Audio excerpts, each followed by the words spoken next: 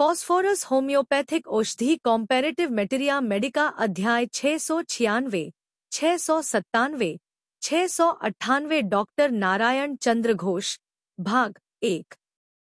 दिमाग, फेफड़ा, यकृत, हृदपिंड, मसाना, श्लैष्मिक झिल्ली, अस्थि, स्नायु इत्यादि पर इसकी प्रधान क्रिया होती है।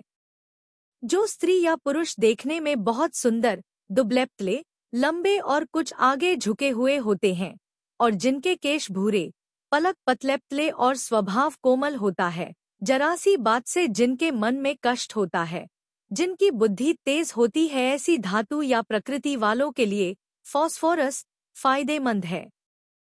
फॉस्फोरस के रोगी के शरीर के किसी न किसी स्थान से अक्सर रक्तस्राव होता है। रोगी बहुत कमजोर रहता है।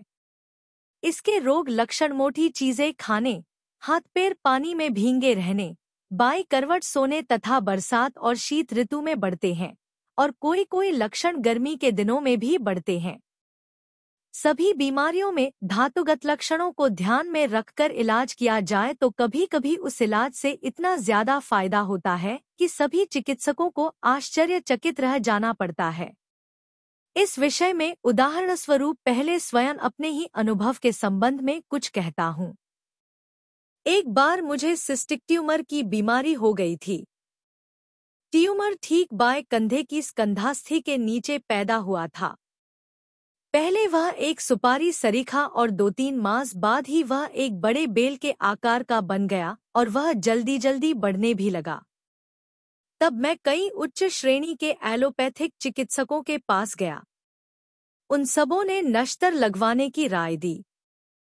फिर कलकत्ता मेडिकल कॉलेज में भी दिखाया। वहां के हाउस सर्जन ने 1 महीना बाद नश्तर लगवाने का समय निर्धारित किया। एक दिन भगवान की दया से मेसर्स राली ब्रदर्स के गनी डिपार्टमेंट के बड़े बाबू स्वर्गीय सत्यचरण मित्र महोदय ने बातों ही बातों में मेरी बीमारी और नश्तर लेने की तैयारी की बात सुनकर तुरंत मुझे यह विचार त्याग देने के लिए कहा और कहा कि मुझे अपने धर्म यानी होम्योपैथिक चिकित्सा में विश्वास रखकर कुछ दिन और दृढ़ रहना चाहिए। उन्होंने उपदेश के रूप में एक कहानी सुनाई जिसका मतलब यह था कि अपने धर्म में मृत्यु भी भली है और अन्य धर्म ग्रहण करके अमरत्व भी प्राप्त हो तो वह ठीक नहीं। इससे मेरे मन की गति कुछ परिवर्तित हुई। मैं उसी दिन कलकत्ते के प्रसिद्ध homeopathic doctor D.N. Banerjee M.B. के पास पहुंचा और उनसे मैंने अपनी बीमारी का संपूर्ण वृत्तांत कह सुनाया। सब हाल सुनकर उन्होंने कहा कि तुम फॉस्फोरस के रोगी हो और कैलकेरिया ट्यूमर की दवा है, लिहाजा तुम्हारी धातु के लिए कैलकेरिया फांस ही इस बीमारी की दवा है।